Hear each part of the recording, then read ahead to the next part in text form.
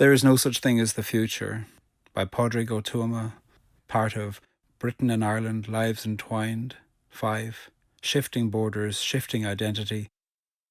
All summer long, I've been thinking about the future and how it hasn't happened yet. But I couldn't get that damnable line from Eugene O'Neill out of my mind. There is no present or future, only the past happening over and over again now. I remember it as the epigraph from the beginning of Leon Uris's novel Trinity. Only I swear that the version I read wrote, "For Ireland there is no present or future, only the past happening over and over again now." That's not what it says, but it's how I've told it for years. Some memories, it seems, are accidentally true. Anyway, I've been in the future all summer long, even though I don't believe in it. I don't believe in it because it hasn't happened yet. And I wish this weren't true, but I fear it might be. Much of the future will remain predictable if we continue doing as we do. Only if something surprising happens will something surprising happen. On the first day, there was a surprise. Then everything exploded. I tried writing poems about Brexit.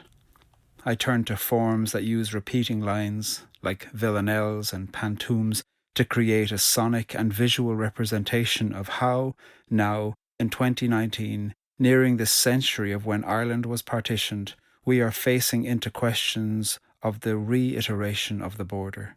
I made vocabulary lists, Brexit and backstop and trade deals, oh my. Backstop, I understand, comes from baseball, and is something like the function of a wicket-keeper in cricket. Ireland has a cricket team now. Surprisingly good, an Indian friend said to me recently. Anyway, British-Irish relations, or, to be more accurate, Anglo-Irish relations, because it's mostly with England that our beef is, have been under strain.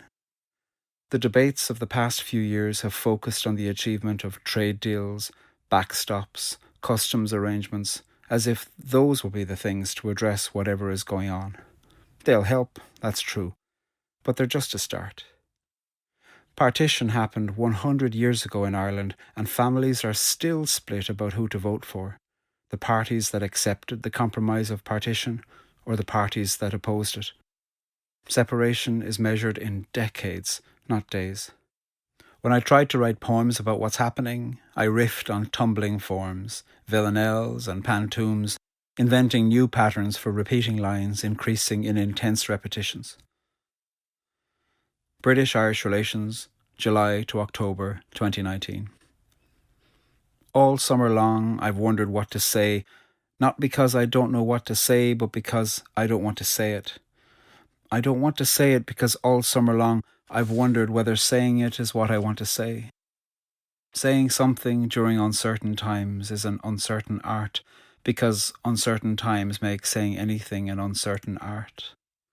And the trouble with history is that history is troubled by the past, and the past is history, or, at least in some parts, in other parts its troubled presence is an ever-living present, and this troubles us when we try to tell our history to the present. That's the trouble with history. It's not past, not always. And if you ask me where the border is all round me.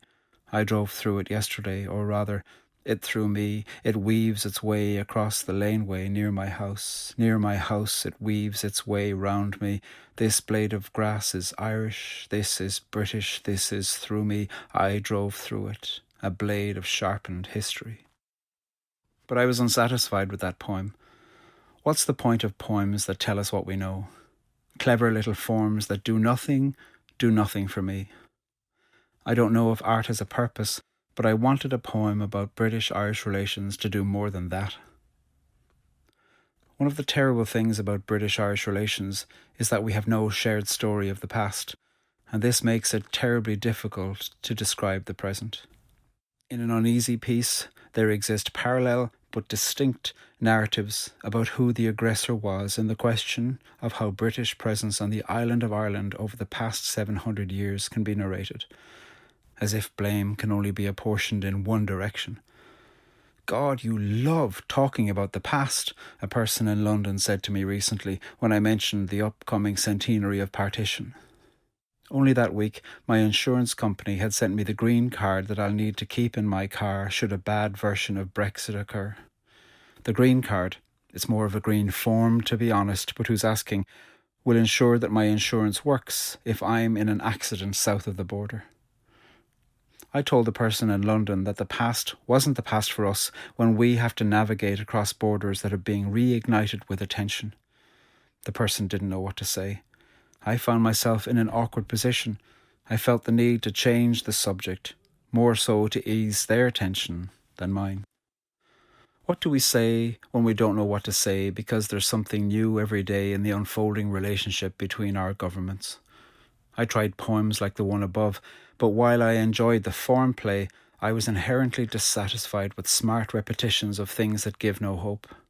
So I turned to the past, to the often forgotten past. It astonishes me how few people in Britain know about the famine in Ireland. Or, if they know about it, they call it the potato famine. My granddad's granddad survived the famine. He had gone to a soup kitchen in Irish-speaking West Cork in the arms of his mother, his brother in the arms of his father, and got separated from them. He was taken in by a Protestant family, and the rest of his family all died, it's presumed. Mother, father, brother, cousins, aunties, grandparents too. He never saw them again. He was 6.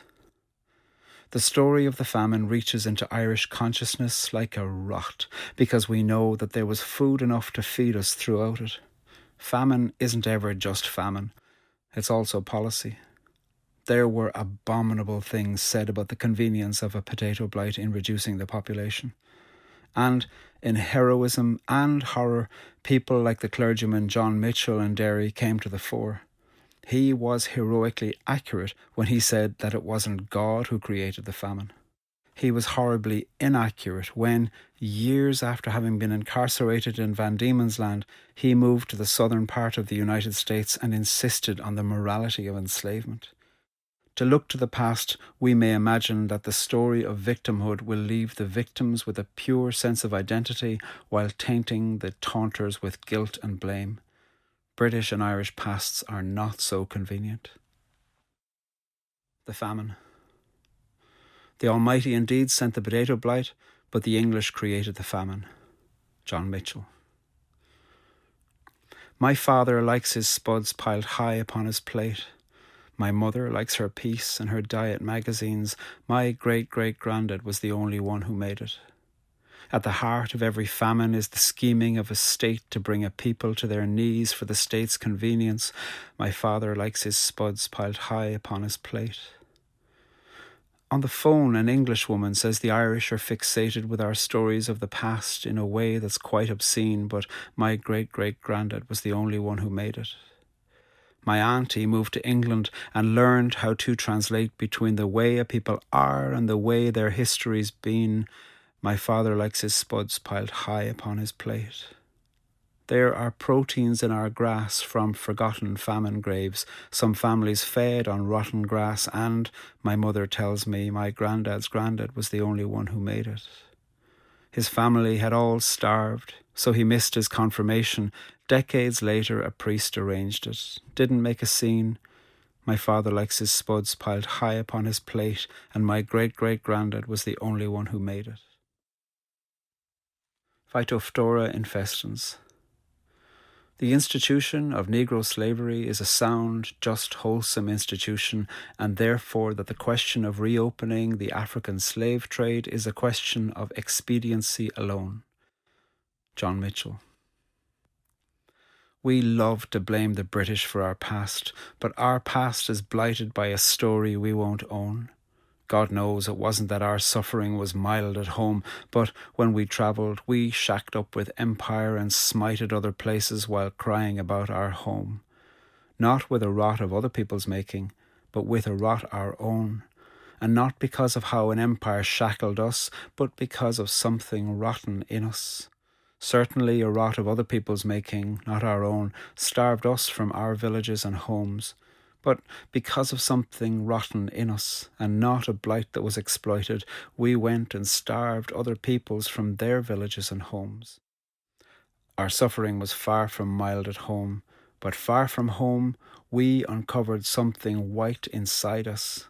We cannot blame the British for the stories we won't own. What gives hope? It's hard to say. We can hope in the future, but I always want some evidence of the present to build on. And anyway, it hasn't happened yet. The future, I mean, not the past. Sometimes a story can give hope. Stories go beyond data and speak to the human condition. So, as I've been thinking about British-Irish relations, I decided to take an old idea.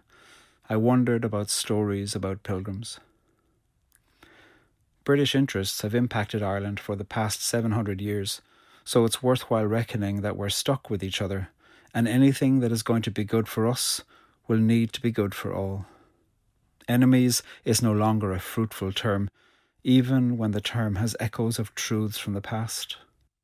So I decided to pick pilgrims as a metaphor for a story about unequal pilgrim partners who are tied up in story, pain, death, the past and the future. The inequality was important. No analysis of the past can lead anyone to think that Ireland was ever as equal a threat to Britain as Britain was to Ireland. However, even unequal pilgrim partners can cause mutually exchanged horror. We know this. It continues. So, unequal pilgrims are on paths of pilgrimage with each other. Pilgrimage towards where? That's one of the things that the summer of 2019 has confused. But what we know is what has saved lives, the spirit of concord that allows for peaceful, democratic solutions whereby the question of the population of the jurisdictions of Ireland is debated and discussed with information, care, creativity, tension and precision. All of this looks like argument, and when done by peaceful means, that looks like creativity and democracy. In this pilgrim poem, the pilgrims are unlikely companions. They fight. They are knotted together with holy and unholy knots. They are in tension with each other, and they are pursued by the dead. They meet the ghost of a princess who directs them towards story. They take risks of disclosure with each other, and they fall apart when they take those risks. Even still, they still take risks and occasionally make gestures of kindness to each other. The dead are not the glorious dead. The dead have things to say. Pilgrimages are known for reaching fulfillment from the moment they begin. The destination is all around, is the sometimes frustrating advice given to people on 100-mile walks to a specific pilgrimage destination. Or someone might speak of the journey as the thing that means much more than the final arrival. This can sound soppy, but in general I'm inclined to agree with Annie Dillard when she says, how you live a day is, after all, how you live a life. If we are to take the wisdom from these maxims as a lens through which to view British-Irish relations, it's difficult to find a day in the last 3 years that gives hope that the future will be anything other than a frustrating unfolding of predictable patterns. Worrisome as this is, it is not the final word, because days happen all the time, and with courage, gesture, consideration, leadership, acknowledgement of pain, and recognition of power, we can make new days. Days the like of which we might wish to repeat every so often, or perhaps more often than only every so often. In a time when we spend a lot of time speaking about the future, it is worthwhile focusing on the present, because whatever the future is, it'll be practiced in the present. The quality of any future will only be a magnification of the qualities exhibited in the present. Pilgrims, let us pick up stories. Pilgrims, fighting, unlikely, unwinding pilgrims. Let us pilgrim. The future. There is no present or future, only the past, happening over and over again, now. From Eugene O'Neill's A Moon for the Misbegotten.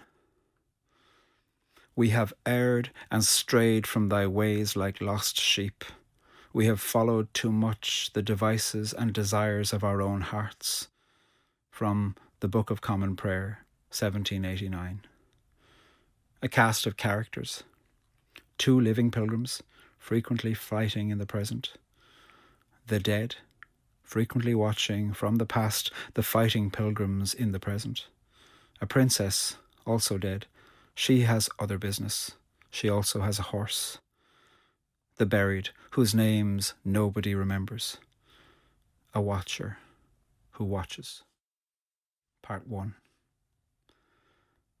Before a broken throne 2 pilgrims stood and put their hands around each other's throats, one bigger than the other. Each wished the other dead, or worse. Watching them, the dead. Watch them love to threaten life, the dead all said. Each pilgrim prayed they'd win to whatever God was listening. Part 2. One pilgrim noticed they were noticed, turned around and said, "We're not alone." "Thank God," the other said. The dead said, "Wait."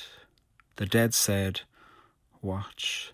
The dead said, "You'll both need each other, and it might mean the death of all you've come to know. Watch, we'll show you."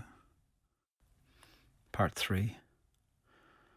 The pilgrims pilgrimed, passing many graves along their way. "Are these the lonely resting places of the dead?" one pilgrim asked. The dead said, "Nothing. Some forgotten things are lost but might be found. Some forgotten things are just forgotten." Part 4. The pilgrims fought, and fought about the things they fought about. A blade was bought and brought, and then a cut was made, and a hand fell to the dirt. There's always something sacrificed to earth for the sake of someone's fantasy of winning. "Pick it up and take it with you," the dead one said. "Make it make you make." Part 5. The pilgrims fought about the question of who'd been hurt the most. Fighting about old hurts made old hurts hurt much more. And then one fell, and the other hated helping but still tried to help, and the helped one hated being helped, and they dreamt of separating. Their lives had been entwined like families for centuries by now, not by promises or priests, but by griefs sustained. Part 6. The pilgrims fighting paused from time to time. When one found a way to make a kindness to the other made a kindness back. But then they took it back. But then they offered it again. And things went on like this for longer than you'd think a connection should survive. Part 7. And sometimes along the way a story cracked, and then again, and then again. "What's your name today?" one pilgrim asked the other. The other didn't answer. It wasn't that they didn't wish to share, it's that they didn't know. Stories are a name, but stories only grow with stories told. Part 8. Along the way a princess came, a dead one riding on a horsey ghost. She said, "The future's made of storied stuff, provided you keep storying each other." Part 9. The bigger pilgrim turned to face the other. "I know you've hated me most of your days, so make your meaning plain. Speak out from that pain you're holding. Spare no thought for how you'll break our future." The other pilgrim said, "I know that my dead mother, and her mother's mother, and that woman's mother's mother's mother went to death repeating the same question. Don't they have some other fields to sow other than these fields of ours they've stolen?" Part 10. Then the bigger pilgrim cried, lay down and cried, lay down and curled up on the ground and cried, lay down believed the story that was stated defined them, wholly hated, and knew that it was true, but it was not the only truth. Stood up and shouted, "We were hurting too. While you were grieving for your country, we were foreigners in fields whose language hated us with centuries of hatred." And then one pilgrim produced placards filled with poison for the other. And a pilgrim blamed a pilgrim for the other pilgrim's hatred. And then everything grew loud, and the sounds of violence electrified their ears. Of course they thought about partition, but some hates run deeper than a border. Hope too, and sometimes truth. Part 11. The dead returned with force. Howling, they lamented everything they lost. Like some kind of storm, they crossed the space between the living and the dead. They brought songs and stories. We are not your glory. We were empty sacrifices required by emptier devices and desires of power-hungry people. We were vassals broken by a castle-dwelling class whose names and stories we forget now. Part 12. The dead saw death arriving on the faces of the pilgrims. The dead toned down. They said, "Make stories while you live. Where we stand now, you do not stand. But where you stand, you can risk a bit for living." Part 13. One of the pilgrims went right up to the other and pulled out salve and tried to soothe some sores. And then the other, sitting, letting what the other touched sting with the stinging of the living. And for a moment they were looking at the ways of living. Part 14. And when the pilgrims, fighting pilgrims, saw all that they saw, they thought about the future and how it hadn't happened yet, and how they didn't know a way to make it grow, and how the centuries all groaned for victory and for blame. They turned to face their destiny, each other. They turned to face fragility, each other. They turned to face their hatreds, each other. They turned to face each other.